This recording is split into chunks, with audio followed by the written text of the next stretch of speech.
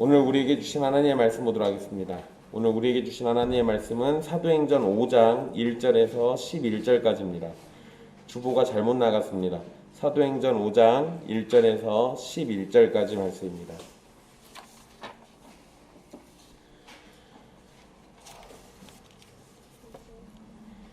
귀하신 하나님의 말씀 받들어서 읽도록 하겠습니다. 아나니아라 하는 사람이 그의 아내 삽비라와 더불어 소유를 팔아 그 값에서 얼마를 감추매 그 아내도 알더라.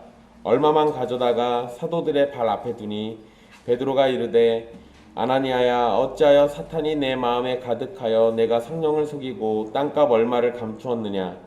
땅이 그대로 있을 때에는 내 땅이 아니며 판 후에도 내 마음대로 할 수가 없더냐. 어찌하여 이 일을 내 마음에 두었느냐. 사람에게 거짓말한 것이 아니요 하나님께로다. 아나니아가 이 말을 듣고 엎드러져 혼이 떠나니 이 일을 듣는 사람이 다 크게 두려워하더라. 젊은 사람들이 일어나 시신을 싸서 메고 나가 장사하니라. 3시간쯤 지나 그의 아내가 그 일어난 일을 알지 못하고 들어오니 베드로가 이르되 그 땅 판값이 이것뿐이냐. 내게 말하라 하니 이르되 예 이것뿐이라 하더라. 베드로가 이르되 너희가 어찌 함께 꾀하여 주의 영을 시험하려 하느냐. 보라, 내 남편을 장사하고 오는 사람들의 발이 문 앞에 이르렀으니 또 너를 내가리라 하니 곧 그가 베드로의 발 앞에 엎드러져 혼이 떠나는지라. 젊은 사람들이 들어와 죽은 것을 보고 메어다가 그의 남편 곁에 장사하니 온 교회와 이 일을 듣는 사람들이 다 크게 두려워하니라. 아멘. 이 말씀은 살아계신 하나님의 말씀입니다. 우리는 2달 전에 초대교회가 핍박을 받는 가운데서도 한 마음과 한 뜻으로 하나님 앞에서 신실한 모습을 보이고 한 몸된 교회의 지체인 성도들을 위해서 자신의 소유를 함께 나누는 모습을 살폈습니다. 특별히 그러한 사람 중에 바나바라는 인물이 있었고 바나바를 통해서 교회가 위로를 얻게 되었다는 점도 살펴봤습니다. 이 바나바라는 인물은 이제 이후에 다시 또 등장하게 되는데 이 사도행전에서 또 초대교회에 매우 중요한 인물로 등장합니다. 오늘 말씀은 꽃길처럼 아름답기만 할 것 같았던 초대교회 안에 범죄가 발생하게 된 사건을 다루고 있습니다. 오늘 말씀으로 하나님께서 범죄가 교회 안에 나타났을 때 어떻게 다루시는지를 살펴보도록 하겠습니다. 바나바의 이야기가 끝나고 곧장 아나니아와 삽비라의 이야기가 시작됩니다. 우리 성경에서는 생략되어 있지만 1절은 그러나로 시작됩니다. 즉 바나바의 사건과 아나니아 삽비라의 사건은 서로 대조를 이루면서 연결된 사건이라는 겁니다. 아나니아와 삽비라라는 부부로 두 사람은 그 소유를 팔았습니다. 소유를 판 일을 시작으로 이제 사건이 벌어지게 되는데요. 더불어라는 표현을 사용을 하고 있습니다. 그게 1절에 나와 있죠. 아나니아라 하는 사람이 그의 아내 삽비라와 더불어라고 이렇게 되어 있잖아요. 이 표현을 사용해서 아나니아와 삽비라가 함께 범죄를 저질렀다는 것을 분명하게 밝히고 있습니다. 게다가 여자의 이름까지 함께 언급하면서 같이 했다는 점을 강조하는 걸 보면 범죄에 있어서 이 삽비라가 단순히 동참한 것이 아니라 매우 중요한 역할을 했다는 것을 알려주는 겁니다. 2절에서 아나니아의 구체적인 행위가 기록되어 있습니다. 소유를 판 후에 그 값의 얼마를 감추었습니다. 감추었다는 표현은 자신을 위해서라는 의미를 포함하고 있습니다. 그러니까 그냥 우리 성경에는 그냥 감췄다로 되어 있잖아요. 근데 자신을 위하여라는 의미가 포함되어 있어요.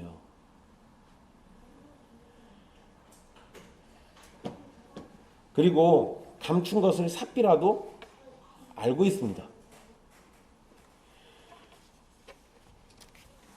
그리고 아나니아는 소유를 판 돈의 얼마를 가져다가, 그러니까 일부죠. 감춘 돈 빼놓고 나머지를 가져다가 사도들의 발 앞에 두었습니다. 발 앞에 둔 것은 바나바와 같은 행동이죠. 바나바도 그랬거든요. 사도들 앞에 발 앞에다 갖다 뒀어요. 그리고 사도들이 그것을 사용을 했고, 그렇게 해서 초대교회가 바나바를 칭송했습니다. 잘했다 칭찬해주고 이랬던 거죠.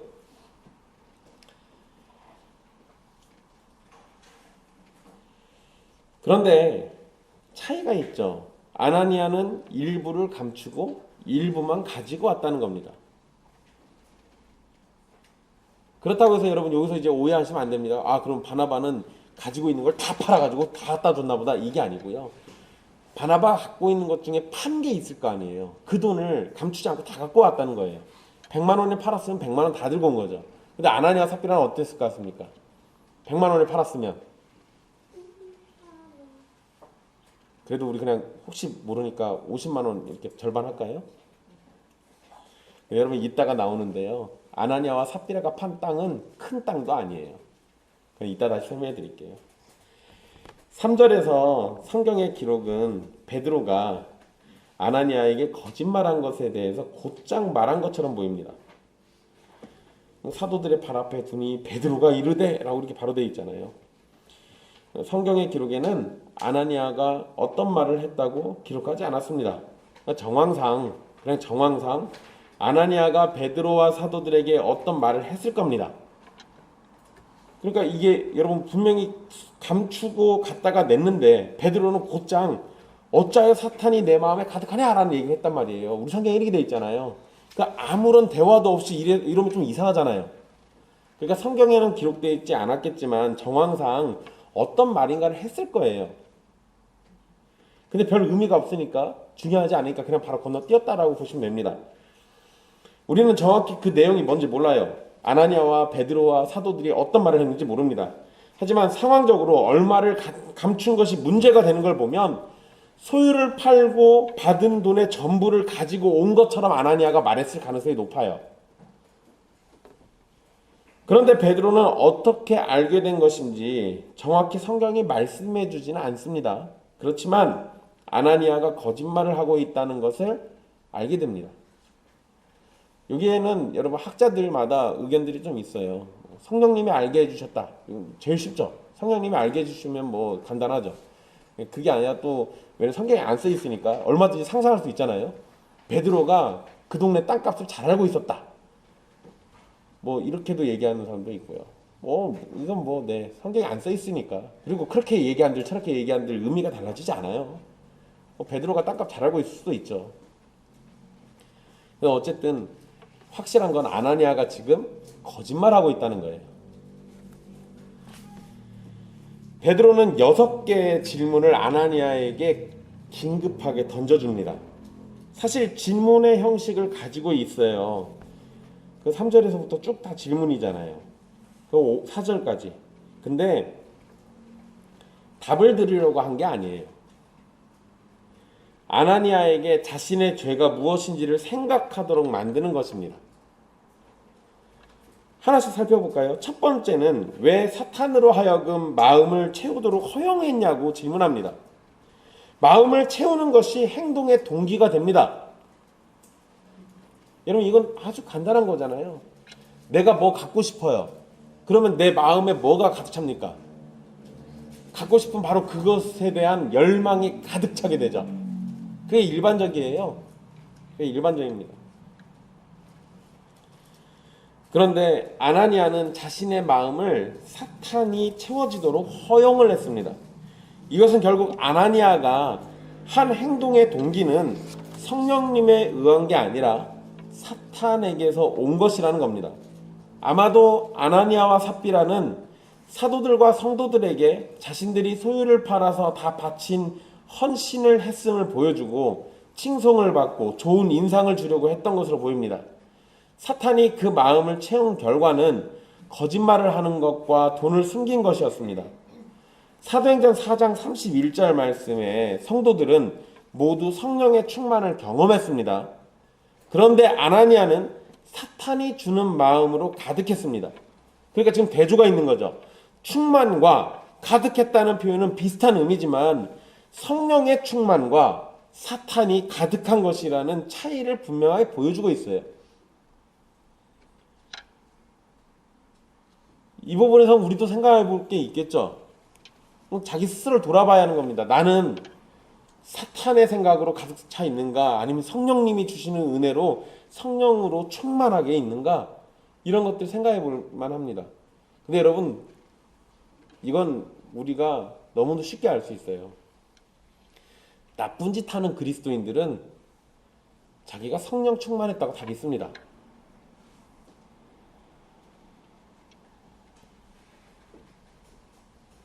제 예전에 좀 이상한 짓 하는 목사님한테 제가 뭐라고 한 소리 했어요. 그랬더니 옆에서 듣고 있던 성도가 저한테 뭐라고 그러냐면, 그거 성령 회방죄라고 그러더라고요.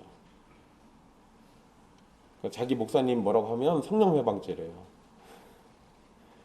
그러니까 목사나 그 성도나 다 같이 뭐라 생각하고 있는 거예요. 자기들은 뭐에 충만이다? 성령의 충만이다. 우리 사탄이 가득한 거 아니에요. 뭐 더 얘기하면 마음 아프니까. 그래요. 네.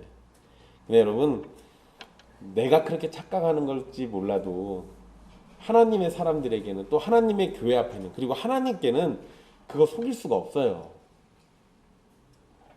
그게 문제인 거죠. 두 번째 질문을 볼까요? 두 번째 질문은 아나니아가 성령님을 속이려 했다는 것입니다. 근데 여러분, 엄밀히 따지면 아나니아는 사도들을 속이려고 했고 신앙 공동체인 교회를 속이려고 했습니다. 그런데 그것을 공동체 안에 임재하신 성령님께 거짓말하는 것이라고 베드로는 강조를 합니다. 사실 성령님을 속일 수 있다고 생각하는 것은 세상에서 가장 미련한 짓입니다. 성령님을 속이다니요. 이게 가능합니까? 불가능하잖아요. 불가능해요. 여러분, 애기들하고 숨바꼭질 할 때, 어릴 때요. 주선이가 되게 잘했습니다. 자기가 숨는데요. 그리고 커튼 뒤에 숨어요. 발이 뻔히 보여요. 게다가 거기 숨어서 저한테 이제 찾아봐! 그래요. 목소리까지 다 들렸어. 어디 있는지 금방 알아요. 애들은 자기가 안 보인다 생각하는 거죠. 왜냐하면 그렇게 해서 자기가 보일 거라는 것에 대한 지식이 없어요. 근데 나쁜 짓 하는 사람들이 어떻게 합니까? 애들하고 똑같은 짓을 해요. 하나님 앞에서는. 사람은 철저하게 숨기고 속일 수 있을지 몰라도 하나님께는 그게 불가능해요.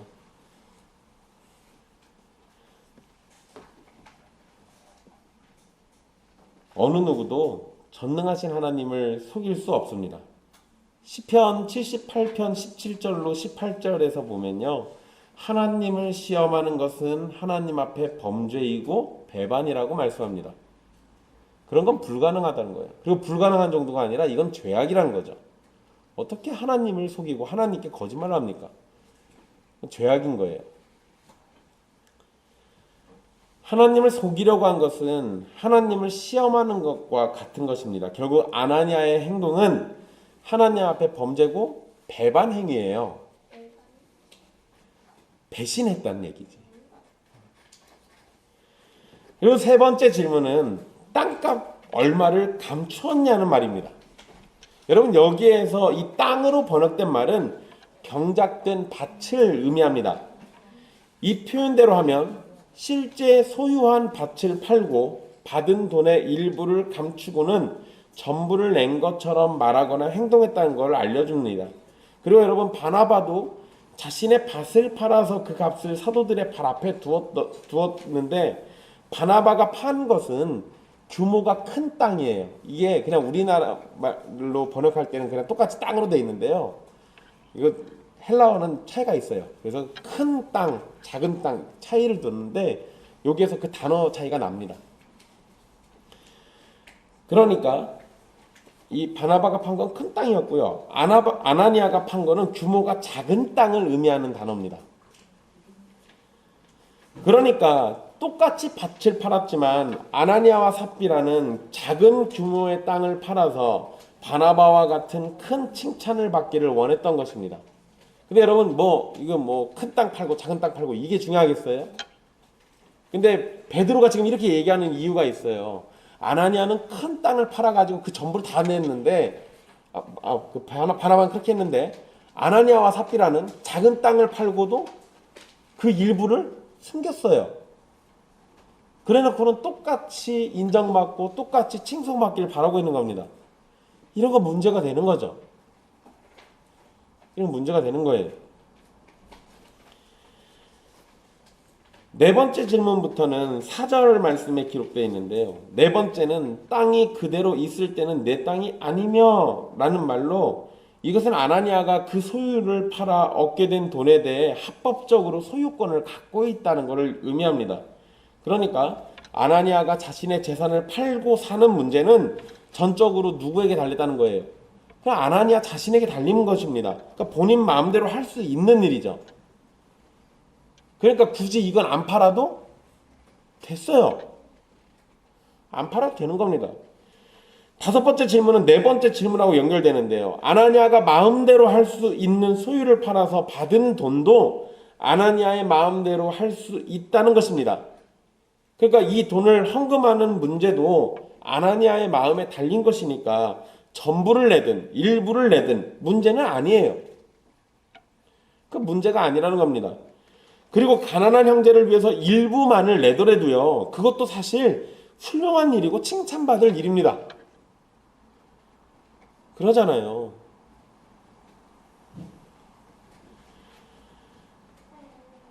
그리고 이제 여섯 번째 질문은 첫 번째 질문의 반복입니다. 어찌해서 거짓말을 마음에 두고 계획할 수 있냐는 것인데요. 이 질문이 첫 번째 질문과 첫 질문과 다른 것은요. 첫 질문은 사탄이 시킨 것처럼 말한다면 여섯 번째 질문은 아나니아에게 책임이 있다고 말하는 겁니다. 베드로는 6개의 질문으로 아나니아의 죄를 지적했습니다. 아나니아가 사도와 교회를 속이려고 생각했지만 결국 하나님께 거짓말을 하게 되었다는 것입니다. 베드로가 말을 마치자 5절에 아나니아는 엎드러져 혼이 떠났다고 기록하고 있습니다.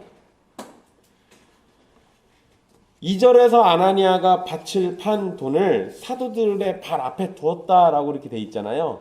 그러니까 모양새가 사도들 발 앞에 사도들이 있고 그 앞에다가 밭에 판 돈을 뒀습니다. 그리고 아나니아가 이 앞에 있는 거예요. 그런데 지금 5절 말씀 보니까 이 상황에서 베드로가 곧장 책망을 했고 이어서 아나니아가 그 앞에서 엎드려져 죽었어요.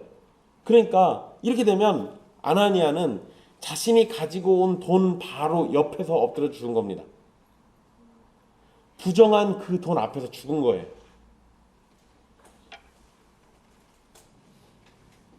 엄밀히 따지면 베드로는 심판의 말을 하지도 않았고 저주를 말하지도 않았습니다. 말씀을 잘 보세요. 그냥 너 왜 그랬냐? 왜 그랬냐? 왜 그랬냐? 그래서 질문만 했잖아요. 그런데 그 말을 듣고 아나니아는 갑자기 혼이 떠나 죽어버려요.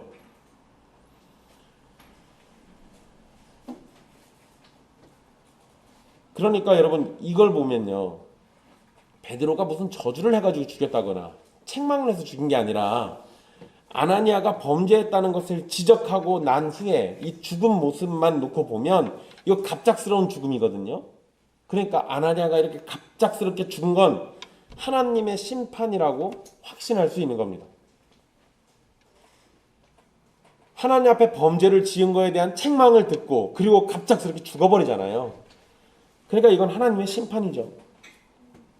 어떤 사람들은 아나니아가 성령을 속이려고 했다가 죽었기 때문에 이것이 성령 회방죄에 해당한다라고 말하는 사람들도 있습니다. 그렇지만 아나니아의 범죄는 거짓말이었어요. 그리고 누가복음 12장 10절에 이 사함을 받지 못하는 죄, 그러니까 성령 회방죄를 언급한 것은 교회 바깥에 있는 사람에게 해당되는 것이지 교회 안에 있는 사람에게 해당되는 게 아니에요. 이 부분을 잘 아셔야, 이게 참 제가 설교를 해드린 적 없죠. 설명도 안 해드렸네요. 성령 회방죄는 교회 바깥에 있는 사람들에게 해당되는 겁니다. 교회 안에 있는 사람은 성령 회방죄라고 이게 해당이 안 돼요. 어쨌든 아나니아를 성령 회방죄라고는 말할 수 없습니다. 그 아나니아의 범죄는 뭐예요? 거짓말이에요. 거짓말. 근데 여러분 우리가 여기에서 이제 이거를 거짓말을 좀 크게 키울 필요가 있어요. 우리 10계명에서 거짓말하지 말라라는 계명이 나오잖아요. 근데 우리는 그 거짓말 하지 말라 이러면 대번에 뭐부터 생각납니까? 내 주변 사람들에게 하는 거짓말을 생각해요. 근데 아나니아와 삽비라 사건을 놓고 보면 주변 사람들에게 한 거짓말이 결국 누구에게 한 겁니까? 하나님께 한 거예요. 그러니까 십계명에서의 거짓말 하지 말라도 궁극적으로는 누구를 향한 겁니까? 하나님을 향한 거예요. 여러분, 사실 우리 모두는 매일의 삶 속에서 끊이지 않고 거짓말합니다.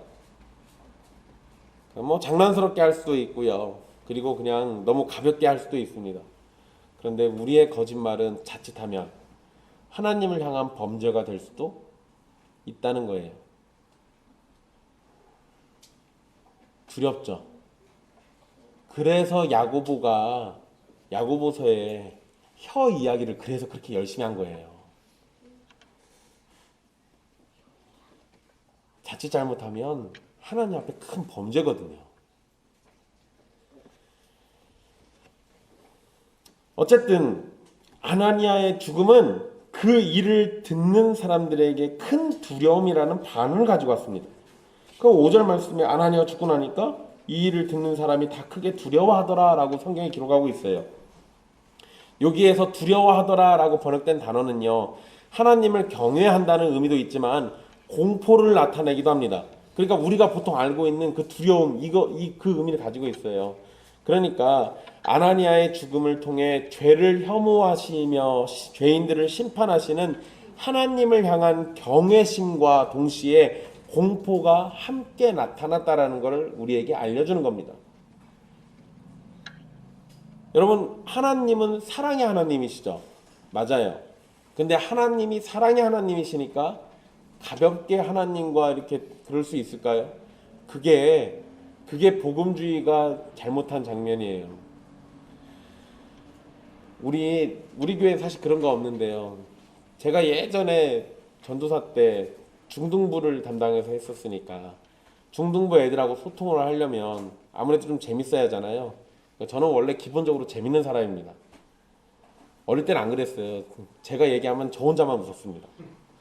근데 그게 자꾸 쌓이다 보니까 어느 순간에 재밌는 사람이 되긴 했어요. 근데 아이들과 재밌게 지내려고, 그리고 아이들에게 재미있게 하나님을 알려주려고 하다가 제가 했던 실수가 뭐냐면 하나님과 예수님을 우스꽝스럽게 전했다는 거예요. 벼락 맞아 안 죽은 건 정말 감사하고 있습니다. 하나님이 사랑의 하나님이신 건 맞는데요, 그 하나님은 우리가 경외해야 할 분이에요.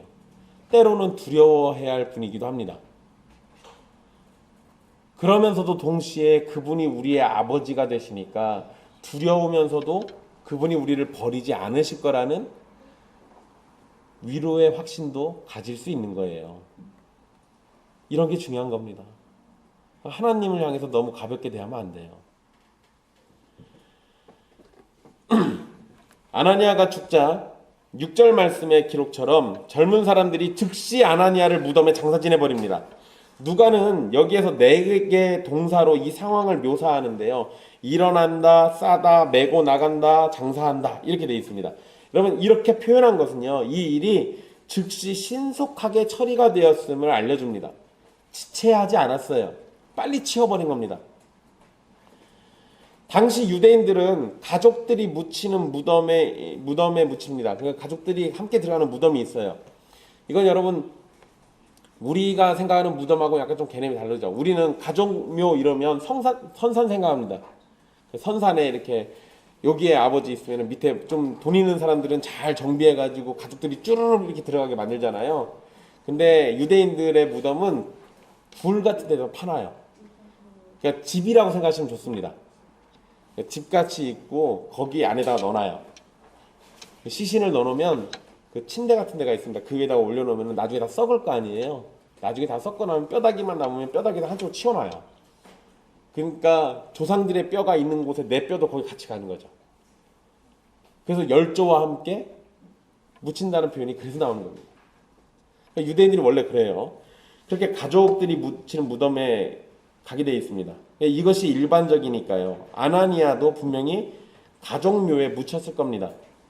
그런데 아나니아의 죽음을 슬퍼하고 애곡하는 시간은 허락되지가 않았어요. 아무리 나쁜 놈이라고 해도요, 죽으면 누군가 와서 슬퍼하고 이럴 수도 있잖아요. 근데 그 시간이 허락되지가 않았어요. 게다가 아직 아나니아의 부인인 삽비라는 남편이 죽은 것을 알지도 못합니다. 그러니까 가족들도 모르는 상태에 그냥 갖다 묻어버린 거예요. 이렇게 신속하게 애곡하는 것도 없이 장사를 지낸 것은요, 이게 하나님의 심판이 임했다는 사실 때문입니다. 장사되는데 긴 행렬 또는 친척들의 애곡도 허락되지 않는 죽음은 정말로 슬픈 거죠. 참 슬픈 겁니다. 하지만 하나님의 징계로 인해서 죽은 것을 슬퍼한다는 건요, 하나님의 징계가 부당하다고 여기는 모습이 되기 때문에 그것이 허락이 안 되는 거예요. 그러니까 아나니아는 그냥 죽자마자 바로 갖다 묻어버린 겁니다. 3시간이 지난 후에 7절에 나오죠. 3시간쯤 해가지고 나오죠. 3시간이 지난 후에 삽비라가 들어왔습니다. 삽비라는 남편이 죽은 것은 알지 못하고 단지 남편이 밭을 판 돈의 얼마를 감춘 것은 알고 있습니다. 그러니까 이 말을 달리해보면 남편의 범죄는 알고 동참했지만 하나님의 징계가 있을 것은 알지 못했다는 거죠. 그러니까 사람들이 있는 곳으로 오면서 감사 인사를 받거나 칭찬과 환영을 받을 것이라고 기대하고 있었을 겁니다. 그러니까 이 교회 사람들 공동체가 모여 있는 곳에 이 삽비라가 왔을 때 딱 들어오면서 이제 사람들이 나랑 우리 남편이랑 좀 막 잘했다 이렇게 해주겠지 이러고 들어오는 거죠. 근데 여러분 들어오면서 분위기가 심상치 않음을 느꼈어야 돼요. 눈치가 없는 것 같습니다. 베드로는 그런 삽비라에게요, 예 또는 아니요 라는 간단한 답이 필요한 질문을 던져요. 그게 8절이죠. 베드로가 이르되 그 땅 판값이 이것뿐이냐? 내게 말하라. 이렇게 하니까 예 이것뿐이라 이렇게 얘기했어요. 정말 간단하죠. 뭐 긴 대답도 필요 없습니다. 베드로는 간단한 질문을 하지만 삽비라에게 사실을 말할 기회를 주고 있었어요. 그러나 삽비라는 땅을 판 값이 그것이 전부라고 말했습니다. 즉 남편과 함께 교회에 헌금하기 원했던 액수가 그것이고 나머지는 감춰두고는 전부를 바친 것으로 삽비라도 범죄에 동참했다는 걸 확인하는 순간이에요. 사실 베드로는 삽비라가 아나니아의 범죄에 동참했는지 안 했는지 정확히 모르잖아요. 그러니까 질문을 한 겁니다.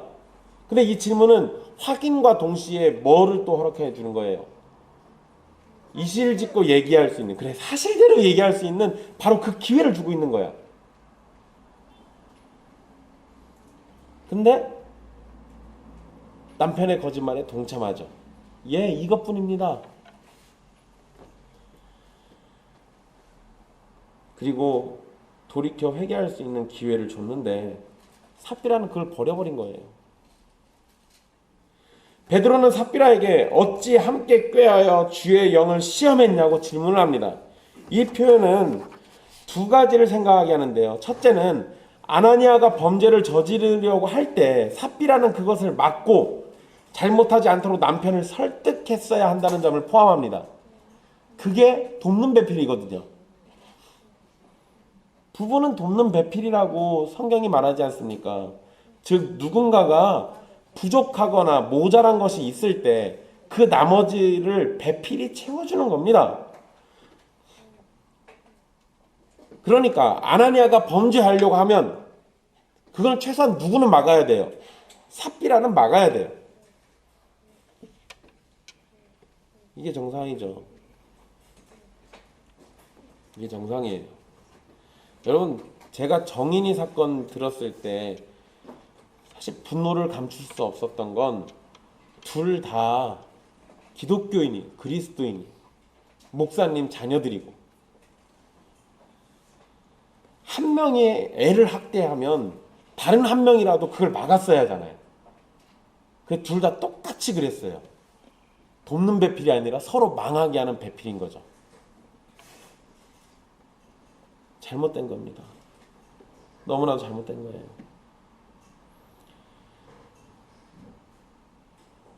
또 다른 하나는요.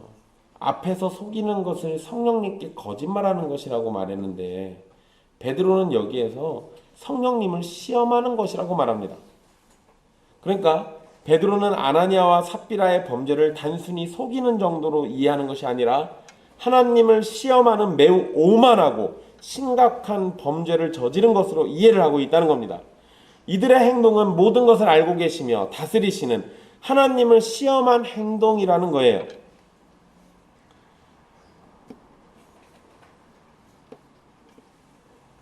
이러면 안 되는데 하나님이 이거 모를 줄 알고 이랬을까요? 두 사람 행동을 보면 하나님이 모를 거라고 생각하고 이런 겁니다. 정말 슬픈 일이에요. 또한 한 마음으로 복음에 합당한 삶을 사는 교회 공동체가 보여준 모습과 달리 아나니아와 삽비라는 함께 꾀하여 복음에 반대되는 삶을 살았습니다. 이러한 대조는 이들의 심판이 성령의 역사하심을 거스르는 행동이었다는 것을 알려주는 겁니다. 베드로는 먼저 남편인 아나니아가 죽어서 장사되었다는 사실을 말해줍니다. 그리고 삽비라도 똑같이 죽게 될 것이라고 선언을 했어요. 그리고 10절의 말씀처럼 삽비라도 베드로의 발 앞에 엎드러졌고 혼이 떠나서 죽게 되었습니다. 그리고 삽비라의 남편을 장사 지낸 젊은 사람들이 들어와서 죽은 것을 보고 메어다가 그의 남편 곁에 장사를 지내줍니다. 남편과 함께 속이는 일에 동참한 삽비라는 남편의 죽음과 장사에도 동참하는 모양이 되었습니다. 삽비라까지 죽게 되고 아나니아와 삽비라가 하나님께 징계를 받아 죽게 된 사건은 온 교회와 이 일을 듣는 모든 사람이 두려움에 빠지게 만들었습니다. 마음이 무거운 사건을 기록하면서 누가는 교회라는 단어를 처음으로 사용합니다. 이전에는 교회라는 단어가 없었어요. 누가가 이걸 안 썼다고 해요. 사도행전에. 근데 11절에 보면 온 교회라는 표현에 교회가 나오죠. 하나님께서 범죄를 미워하시고 심판을 내리신다는 사실을 온 교회가 아는 정도로 그친 것이 아니라 그것을 직접 경험하는 사건이었습니다. 안타까운 일이죠. 우리 교회 안에서도 온갖 범죄들이 일어날 겁니다. 근데 하나님께서 은혜 주시고 여러분들이 그 은혜에 순종하셔서 범죄 가운데 아나니아와 삽비라처럼 죽는 일은 없었으면 좋겠습니다.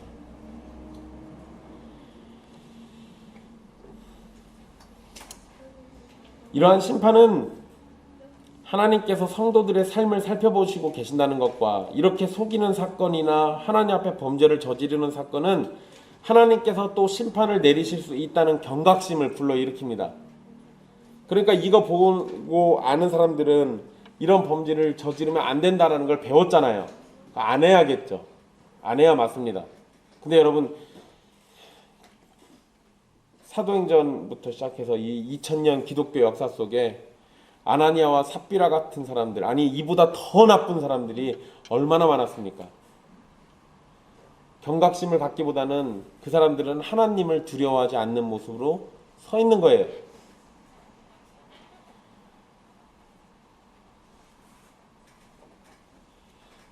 근데 또 보면 그렇게 사람들 속이는 사람들이 또 잘 살죠. 교회를 속이는 사람들, 교회를 뜯어먹는 사람들이 또 잘 살아요. 여러분 아나니아와 삽비라가 속였어도 하나님께 걸려 죽는 것처럼요. 지금 우리 주변에 그런 사람들이 있다? 그것 때문에 너무 마음 상해하지 마십시오. 하나님의 심판이 피하지 않습니다.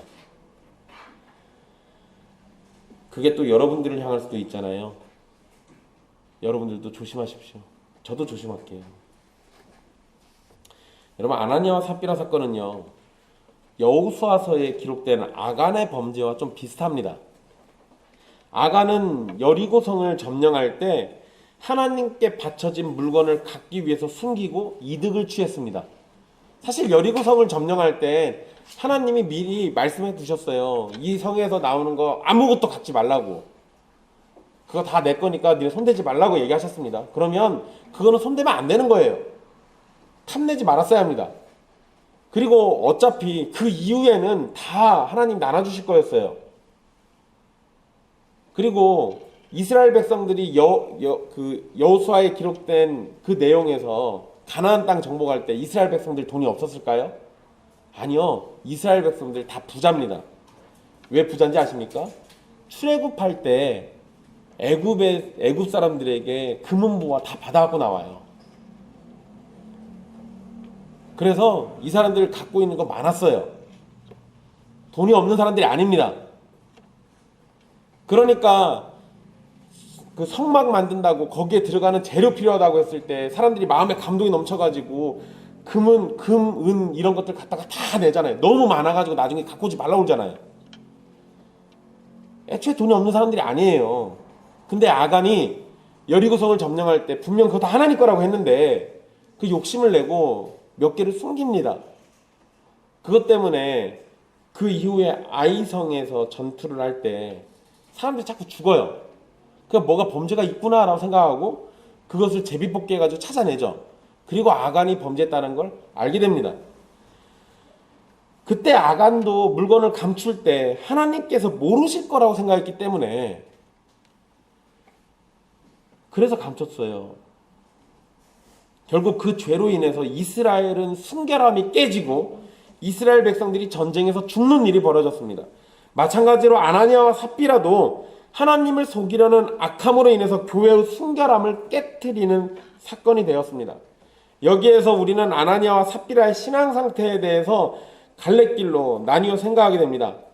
아나니아가 신자였다가 사탄의 꼬임에 빠졌나? 이렇게 생각할 수 있는 게 하나 있고요. 또 아나니아는 애초부터 전혀 신자가 아니었다가 사탄의 꼬임과 함께 그 정체가 드러났을 것이다 라고 생각하는 겁니다. 먼저 여러분, 아나니아가 불신자였다가 죄악으로 그 정체가 드러난 경우라고 생각을 해봅시다. 아나니아가 성령의 충만을 받은 성도였다가 사탄이 가득해졌다고 생각하기가 어렵다고 본 건데요. 그렇다면 성령의 충만으로 은혜가 넘치는 교회 안에 사탄이 주는 마음으로 가득한 불신자와 같은 가짜 신자도 얼마든지 있을 수 있다는 결론이 나옵니다. 그리고 이러한 것은 실제로 우리들이 많이 경험할 수 있는 일이기도 하죠. 그래서 여러분, 정말로 뜨겁고 하나님을 사랑하고 하나님의 말씀을 간절히 사모하는 그런 교회 안에도 나쁜 사람들 하나씩 꼭 있어요. 뭐 하나만 있는 건 아니죠. 여러 명이 있기도 합니다. 우리는 그런 걸 쉽게 경험하죠. 근데 여러분, 달리 생각을 해볼 수도 있습니다. 아나니아가 범죄한 것은 분명한 사실이나 베드로가 그것을 심판으로 선고하지는 않았습니다. 누가는 아나니아가 하나님께 징계를 받아 죽은 것으로 기록했지만 그것이 곧 구원의 여부나 믿음의 여부를 판단하는 그 근거가 되도록 말하지는 않고 있어요. 제가 지금 뭔 얘기하는 거냐면, 원래 우리가 지금 전제를 잡은 게 아나니아가 불신자였는데 나중에 이게 드러났나? 이렇게 지금 생각을 해봤잖아요. 근데 그렇지 않을 수도 있다는 겁니다. 여러분, 고린도전서 11장 29절로 32절 말씀에 보면 성찬식에 대한 이야기가 나옵니다. 근데 그 성찬식에 대해서 사도 바울이 설명을 하면서 주의 몸을 분별하지 못하고 먹고 마시는 자는 자기의 죄를 먹고 마시는 것이라 라고 가르쳐줍니다. 우리 이 말씀 매달 들었죠. 성찬식 할 때마다. 중요한 말이기 때문에 그래요. 근데 여러분, 주의 몸을 분별하지 못하고 먹고 마신 사람들이 고린도 교회 안에 있었습니다. 그래서 바울이 뭐라고 하냐면 그들이 약한 자, 병든 자가 되었고 어떤 사람들은 죽기도 했다라고 말합니다. 그러니까 주님의 몸을 분별하지 못하고 죄악 가운데 먹고 마신 사람들이 있었는데 그 사람들 중에는 약한 사람이 되고 병든 사람이 되고 어떤 사람은 죽기도 했다는 거예요. 그리고 이것을 주님께 받은 징계라고 설명을 합니다. 심판이라고 안 해요. 징계라고 한다고요. 바울의 이러한 설명을 아나니아와 연결해서 생각해 보면 아나니아는 신자인 것이 맞고 성령의 충만함을 누린 성도가 맞기도 하지만 사탄의 꼬임에 빠져가지고 범죄했고 그것이 더 큰 죄로 번지지 않도록 하나님께서 징계해서 죽인 것으로 이해할 수 있습니다. 제가 이렇게 말하는 대로 하면 아나니아와 삽비라 지금 어디 있다는 거예요? 천국에 있다는 얘기죠. 제가 항상 주의하는 거 있잖아요. 성경에 이게 심판인지 징계인지 긴가민가 할 때는 그 사람들 지옥 갔다고 함부로 얘기하지 말라고. 아나니아와 삽비라도 이게 지옥 갔다라고 이렇게 말하기가 참 그래요.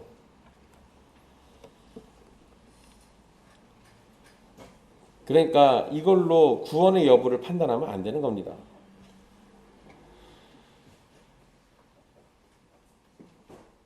그리고 아나니아와 삽비라의 죽음을 통해서 하나님께서는 교회에게 범죄에 대해서 경고를 해준 것이라고 우리는 볼 수 있습니다.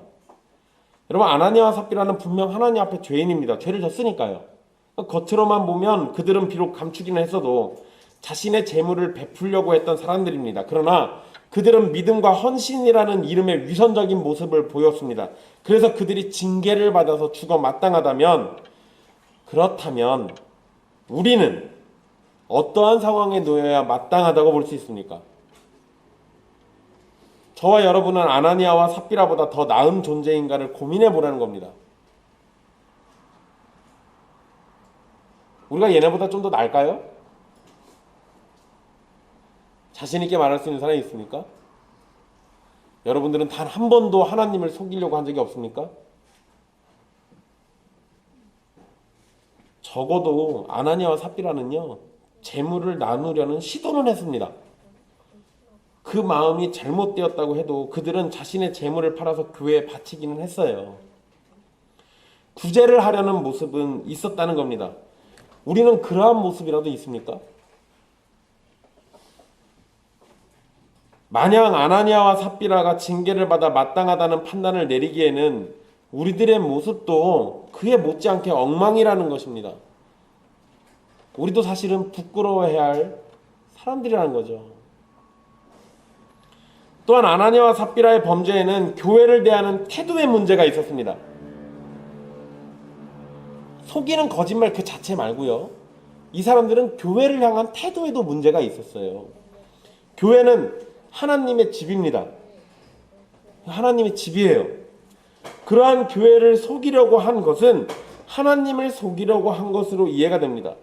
하나님께서 함께 하시는 교회 안에 속이려는 마음이 생겨난 것은 함께 하시는 하나님을 가볍게 여기는 것이죠. 그러나 교회 안에서 속이는 것만 죄입니까? 아니요, 그러지 않잖아요. 교회 안에는 수많은 죄들이 있죠. 교회의 공적인 모임인 예배를 가볍게 여기는 것, 주의를 온전히 지키지 못하는 것, 이거 죄 아닙니까? 죄죠. 교회가 하나님의 말씀을 나누는데 그것을 중요하게 여기지 않고 말씀을 나누는 그 자리에서부터 떠나 있는 것은 합당하고 올바른 모습입니까? 아니요, 그러지 않잖아요. 교회로 모여서 그리스도의 사랑을 증거하고 서로 섬기는 모습을 보이는 것이 마땅할 텐데 우리에게는 그러한 모습이 충만하게 나타나고 있습니까? 우리의 모습이나 나타난 행태만 놓고 보면 우리는 아나니아와 삽비라 옆에 함께 누워 있어도 전혀 이상하지 않아요. 오히려 그들이 우리를 부끄러워할지도 모릅니다. 거짓은 교회의 교제를 망가뜨립니다. 예배를 가볍게 여기는 것도 교회를 망치는 지름길이고 말씀으로 자라지 않으면 교회는 그 능력을 잃어버리기 쉽습니다.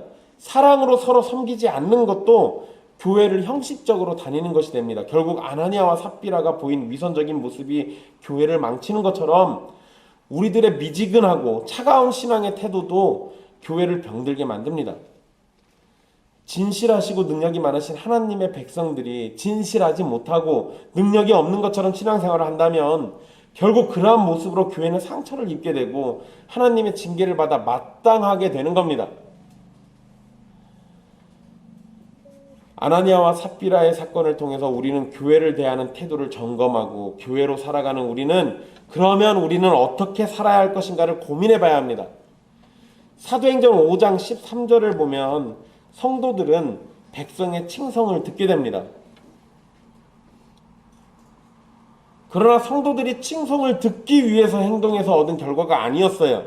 성도들은 성령의 충만함 속에서 하나님의 말씀을 따라서 살았고 그것이 칭송을 얻게 만든 계기가 된 겁니다. 즉 칭송 그 자체가 목적이 아니라 하나님의 말씀을 따라 순종한 결과가 칭송이었다는 거예요.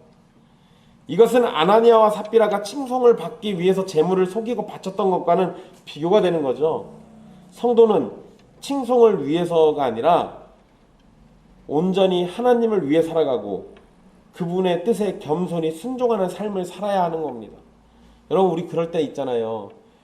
교회든 아니면 사람들과의 만남 속에서든 다른 사람 눈을 의식하는 거, 그런 거 있죠. 여러분, 우리 교회에 뭔 일 있을 때, 성도들 뭐 경조사 있을 때 우리 봉투 모으잖아요. 그때 제가 그거 모을 때 왜 이름 안 쓰고 다 같이 한 봉투에다가 넣어야 하는지 이유를 설명해 드린 적이 있습니다. 거기에다가 돈 쓰고 누구는 10만 원, 누구는 20만 원, 누구는 3만 원 이런 식으로 주면요, 그거 받아볼 때 또 그걸 낼 때 우리 마음 자체가 자꾸 누군가를 의식하게 돼요. 저는 그러한 모습이 교회의 하나됨을 깨트린다라고 생각한 거예요. 그래서 그렇게 하지 말고 그냥 옛길교회라는 이름 아래 봉투에다 다 같이 모아가지고 내 형편 닿는 데를 모아서 내서 그렇게 전달하자라고 이야기했던 겁니다. 그러면 내가 누군가 다른 사람 의식 안 해도 되잖아요. 내 형편 따라서 내 마음 따라서 내면 되는 거잖아요. 다른 사람 의식할 필요가 없는 거예요. 중요한 건 하나님 앞에 서 있는 나 자신, 그리고 하나님이 허락한 내 삶의 형편, 이런 걸 따라서 하면 되는 겁니다.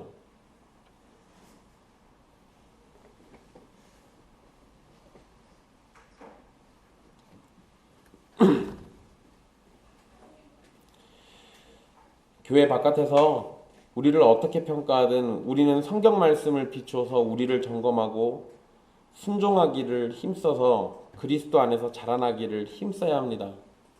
그것이 진정으로 구원을 받은 신자들의 참된 모습입니다. 참된 구원을 받은 자들은 결코 차가운 신앙생활에 만족하지 못합니다.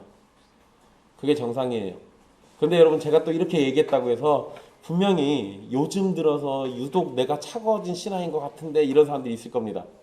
제가 또 차가워진 신앙생활에 만족 못합니다 이렇게 얘기하면 그럼 내가 참 신자가 아닌가? 이런 고민을 하는 사람들이 있어요. 여러분, 참 신자도 뜨거웠다가 차가웠다가 이게 반복돼요. 근데 참 신자와 거짓 신자의 구분점이 어디에 있냐면요, 참 신자는 내가 차가워졌을 때 그 상태를 못 견뎌야 합니다. 내가 이러고 있으면 안 되는데 라는 생각이 자꾸 나를 덮어요.